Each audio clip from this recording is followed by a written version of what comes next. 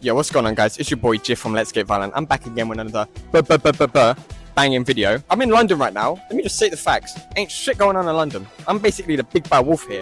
Ain't shit going on. I can't get G checked. I'm a bot. I'm a legend. Ain't shit. Oh my god!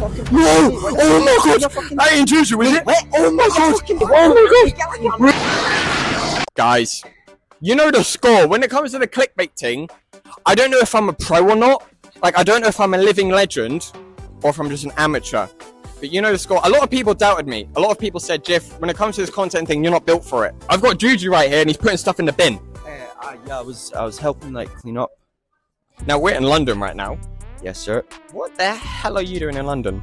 I'm actually working on, I've been doing music with my boy Lil Emo. Really, I'm working on a brand right now. I'm trying to do merch. Trying to work on a brand so I can help my friends, like the other STV guys, release merch, like handmade, hand printed. I'm also doing like CDs and yeah, I'm basically planning on expanding and stuff. So yeah, I'm in London to get my head out of it because Glasgow's fried right now. For me, like, you know, getting out of prison, moving on to this next phase of my life, I'm just trying to focus on being productive and doing this thing for the long game, basically, and not just treating it like a fad or nothing like that. You know, a lot of these artists, they kind of come into the scene, but they don't really understand the impact of like losing your freedom. Yeah. So like, speak to that a little bit, and in the context of like how that's influenced you as an artist making music. Like, would you in pen just being like, I'm gonna write hella lyrics, I'm gonna just like think of like what I'm gonna do when I get out, my next move. Being in jail, I was writing lyrics, but when I came out, I kind of had a 360 and I was like, you know what, like, I've just been around murderers and thieves and, you know, gunmen for like 6 months. I want to focus on something new, party music and stuff. So I would say like it was inspirational in terms of like, I don't want to come back here, but it wasn't like I was like getting into the whole, yeah, I'm a criminal, I want to, like, you know, so it did help me compartmentalize, like, I would say that much. And I agree with you, especially because when I think back to like some of your, in my opinion, your best songs, like this is music that people can dance to, and I think in this current era of SoundCloud, that means the most. Yeah, absolutely. Like when I came out of prison and stuff, like it took me a while to get into what was hot, what was going on, but I started getting into this artist from Toronto called 23 a lot. He makes really like poppy music, it's kind of dancey, and like it's a new take on pop music. And I thought, shit, that's what I used to do. Like, my old music was just pop, ringtone music, like short songs and stuff. So, yeah, that's what I'm trying to do right now. I'm trying to make music for people to have fun to dance to and stuff like that, yeah. Because you've been in the game for, like, how long? Like, almost, like... I'd say 10 years, more than 10 years, bro. My first song came out in 2014. So, like, what's different for people who are trying to make it today versus people who are trying to make it, like, 2016, 2015, 14? Back then it was like shooting in the dark. You really didn't know what was going to happen with it. It was a lot of people were doing totally new things, new genres, but now it's like there's established sounds. You can just jump into a lane, you can make a few TikToks based on a formula, and you can kind of get clout. So I don't want to be pretentious and be like, oh, it was super underground and stuff, but it was underground. Being a rapper was like, you had to go out your comfort zone, and like, but there was sort of more chance to get noticed. Whereas now so many people are doing it. So, I mean, it hits both ways, but I would say it's way more acceptable.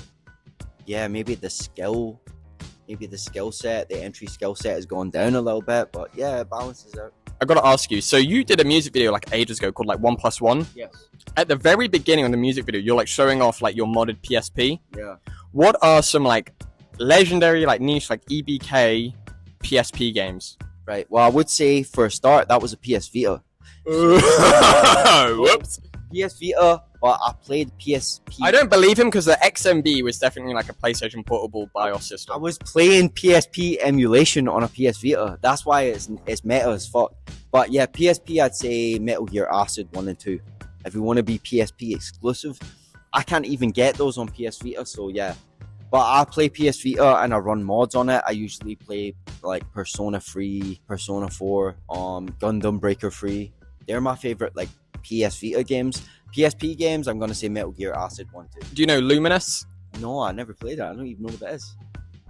Come on. What is it? Luminous is like a puzzle game, kind of like Tetris. but the aesthetics and the graphics and the music is very like.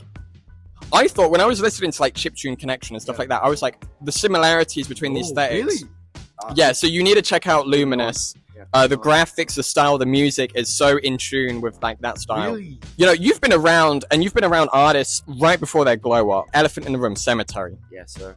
Joey, Yes, sir. Elcammgguod. My boy. So what is it like meeting them at their infancy, and how do you recognize a good artist from the very beginning before they've really sort of shown their worth as an artist? Yeah, that's a good question. I think Sematary is a good one because everyone knows Sematary. My boy Elcammgguod's a bit more slept on. Someone like Sematary, it's like initially you notice this guy has the commitment to keep just making this shit. He doesn't care what anyone thinks about it. He has his own style. I don't know how on the spectrum he is or whatever, but like he has a hyper focus on this one style, bro, and he just doesn't care about anything else. That is what makes you famous, man. Someone like Chief Keef, for example, he doesn't care about anything else except rapping like Chief Keef. I'm sure at the time people were like, bro, stop rapping like that. But that's not going to get you anywhere. That hyper focus, that hyper fixation. Same with Elcammgguod. Like now he won't do anything except make DMV music, you know what I'm saying? So like that hyper focus, that hyper fixation, that gets you through it because then you're undeniable. People can't deny you. They're not like, oh, what has this guy got going on? You have a very, very clear thing. So I would say like that whole thing of being like obsessed with this idea of who you are, whether it's real, whether it's fabricated, whatever, it doesn't matter. Like you believe in it so much. That's what makes it. That's what makes you successful in my opinion, right? How did you like meet Sematary? It's a funny question because we met probably through Instagram or something like that. He used to have a different name. I think his name was Tenderly, yeah. And he sent me a bunch of beats and we used to talk, and he was like any one of you fans out there who just send me DMs and I reply, aka 90% of people who are following me. He was like that. And then he followed my Tumblr and stuff. So I was like, I've never even shared my Tumblr. I don't know how he found that shit. So I realized he was serious. And we used to share music and this and that. He had music ideas. He actually used to beg me to do vocals on one of his songs. It was called Nazgul. And I was like, oh my God, really? Yeah. And I was like, bro, I don't really get this. And I listen, guys, I know I'm always like, you're kind of trying, oh, you get when artists are hot. No. I was like, yo, bro, I don't get this. That's the, like, Sematary's first songs, I was like, bro, just stick to producing. I wasn't a hater, but I was trying to give him advice because I've seen so many producers trying to be rappers and blow their careers. And then look how that turned out, man. No one even knows he's a producer anymore. So, like, do you know what my favorite song of yours is, probably? Now, a lot of people are going to be like, oh, that's not a Juju song, it's a Joey song. I don't give a fuck. It's really Juju that made up the whole song, is Captain Spock. Oh, wow. And a lot of, that's not like a lonely opinion. Like a lot of people, when they look at Captain Spock, and the reason why it's such a good verse is when you come in through that chorus. What was the process of making that song like? Because that was internationally through the internet. How did you link up with Joey, and like, how did that song come about? That's a good question, and I appreciate it.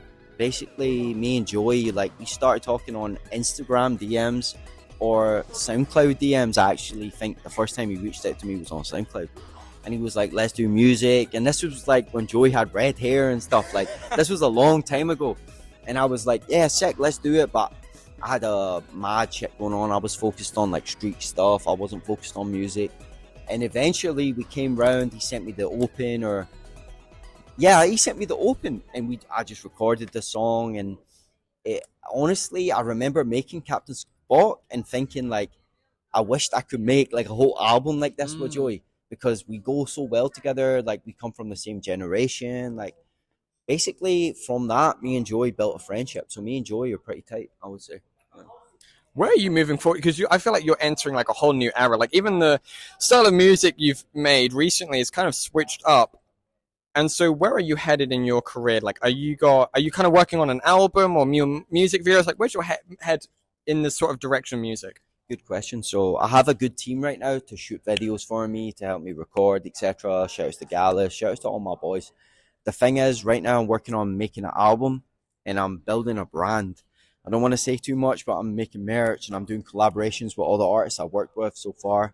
So the idea is like to give the artists that I work with good merch, physical CDs, vinyls if they want vinyls. because a lot of people don't know how to do it themselves. I have swagger, I know how to do it. So I'm kind of focused on doing that legit right now and working on an album.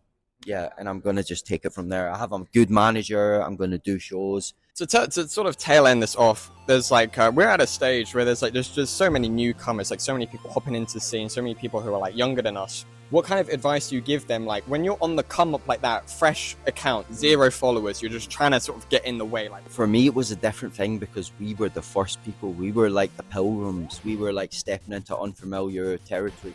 Nowadays, I would say investing in features, etc., isn't a bad thing. If you find the right artist who is willing to work with your budget, do a nice feature for you, boom, you can have a nice feature on your album. Then you've got that fan base. Then you can work with that fan base. You can expand. You really just can put your money up. People put their money up for weed, bro. People put their money up for fucking getting drunk. You put up $100, £100, whatever. You can really start to build your career based on association. People don't realize that a lot of artists are really slow with features, or they really make the budget $500. If you really work with people's budgets, an artist like me, you can really start to build a fan base and build an aesthetic.